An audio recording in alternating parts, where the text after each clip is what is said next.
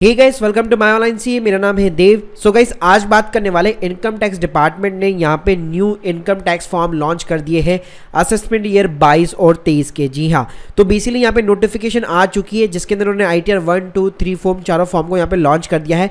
लेकिन अभी ऑनलाइन इसको अनेबल नहीं किया है क्योंकि कोई भी आजकल फॉर्म के थ्रू जो ITR नहीं भरता है, तो ऑनलाइन जो यूटिलिटी होती है उसके ऊपर अभी आने में टाइम लग जाएगा। तो मुझे लगता है अप्रैल के फर्स्ट 2 वीक के अंदर ये भी यहाँ पे अनेबल हो जाएगा।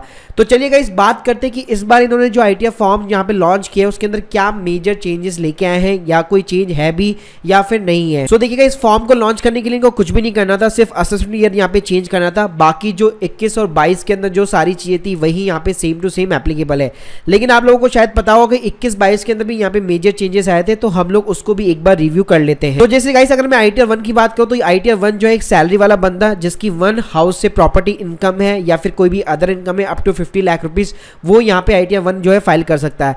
ITR 2 की बात करो कि जिनकी भी सैलरी से इनकम है प्लस जिनकी भी मोर देन 1 हाउस प्रॉपर्टी जहां से इनकम आती है, साथ में उनका कोई भी कैपिटल गेन है, मान लीजिए शेयर से है, म्यूचुअल फंड से या प्रॉपर्टी सेल करने से वहां से गेन हो रखा है, या कोई भी उनकी अदर इनकम है, तो उस केस में वो बंदा जो ITR 2 फाइल कर सकता है।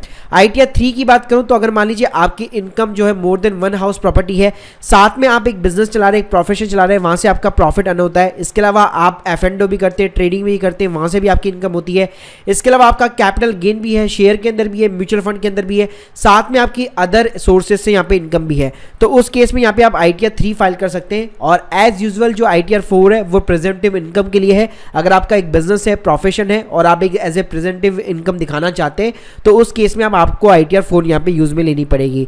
सो गाइस, यहाँ पे कुछ चेंजेस ये थे पिछले साल की ITR जो 1 है वो 194 एन वाले फाइल नहीं कर सकते, मतलब जिनका भी कैश विड्रॉल के ऊपर TDS कटा हुआ है। जैसा आप लोगों को पता होगा कि 20 लाख से ऊपर कैश विड्रॉल करने पर बैंक जो है आपका TDS काट के गवर्नमेंट को जमा करा देता है, तो वो अगर आप रिफंड क्लेम करना चाहते हैं तो ITR 1 के थ्रू यहाँ पे पॉसिबल नहीं हो पाएगा। दूसरी चीज, आपको ये कैरी फॉरवर्ड भी नहीं कर सकते आपका जो TDS कटा हुआ है। तीसरी चीज, जैसे आप लोगों को पता होगा पहले जो डिविडेंड है वो कंपनी के हैंड्स में टैक्सेबल होता था बेसिकली, लेकिन अब जो डिविडेंड है जो शेयर होल्डर्स होंगे उनके हैंड्स में टैक्सेबल होने लग गया है। तो अदर इनकम में कई लोगों ने यहाँ पे पिछले साल भी जो है काफी सारा डिविडेंड यहाँ पे स्किप कर दिया था, लेकिन अब जब आप AIS से क्रॉस चेक करेंगे तो आपको मेजर डिफरेंस नजर आने लग गए होंगे।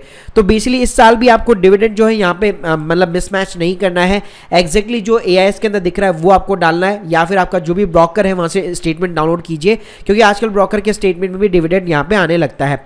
इसके अलावा गाइस, ITR 3 की बात करो तो जो पहले जो टैक्स ऑडिट की जो लिमिट थी वो 1 करोड़ से यहाँ पे 10 करोड़ कर दी गई थी, वो यहाँ पे सेम है। इसके अलावा कोई भी यहाँ पे मेजर चेंजेस नहीं आए। इसके अलावा लोग एक्सपेक्ट कर रहे थे कि यहाँ पे क्रिप्टो या NFT को लेकर कोई भी ITR के अंदर कॉलम डलेगा, लेकिन जैसे मैं ऑलरेडी आपको लोगों को बता चुका हूँ कि जो बजट 2022 है वो एप्लीकेबल होगा फाइनेंशियल ईयर 22 और 23 के लिए, मतलब जो करंटली अभी चल रहा है। तो आप कह सकते हैं ये जो इंट्रोड्यूस होगा, जो आएंगे वापस नए फॉर्म्स आएंगे अगले साल में अप्रैल 2023 के अंदर, तो उस टाइम पे डेफिनेटली क्रिप्टो से रिलेटेड कोई ना कोई कॉलम डेफिनेटली यहाँ पे इंट्रोड्यूस हो सकता है। इसके अलावा गाइस, अगर मैं लास्ट डेट की बात करूँ 22 और 23 के लिए असेसमेंट ईयर के लिए, तो 31 जुलाई 2022 यहाँ पे बाय डिफॉल्ट रहने वाली है। अभी तक आप एक्सटेंशन के ऊपर कोई भी मतलब एक्सपेक्ट नहीं कर सकते गवर्नमेंट से, क्योंकि बिल्कुल टाइम के ऊपर सारी चीजें चल रही है। फॉर्म 1 तारीख को लॉन्च होते हैं, 1 तारीख को उन्होंने कर दिए, और जल्दी मुझे लगता है ये एक्टिविटी जो यूटिलिटी होती है उसको भी यहाँ पे अनेबल कर देगा। इसके अलावा अगर मैं बी रिलेटेड रिटर्न की बात करूँ तो ये आपके 31 मार्च 2023 तक यहाँ पे चलती रहेगी, लेकिन ध्यान रखिएगा पेनल्टी लगेगी। 2.5 लाख के नीचे इनकम है तो कोई पेनल्टी नहीं है, 2.5 लाख के ऊपर है तो 1000 रुपए की पेनल्टी, और मोर देन 5 लाख रुपीज है तो 5000 रुपीज की यहाँ पे पेनल्टी लगने वाली है। इसके अलावा गाइस, एक और मेजर यहाँ पे इंट्रोडक्शन चेंजेस ये लेके आया है गवर्नमेंट की। रिसेंटली जो पैन कार्ड और आधार लिंक का जो कॉन्सेप्ट था उसकी ड्यू डेट तो एक्सटेंड कर दी है, लेकिन अब यहाँ पे ये पेनल्टी चार्ज करने लग गया है। तो मेरा नेक्स्ट वीडियो इसी के ऊपर होगा कि किस तरह से आप पैन और आधार को लिंक कर सकते हैं, और इसकी जो पेनल्टी भी है वो आपको यहाँ पे कैसे पे करनी है। So guys, hope you like this video, please subscribe our channel. अगर आप लोगों के कोई भी डाउट्स है कमेंट सेक्शन के अंदर जरूर बताइए। Thank you guys, thank you very much.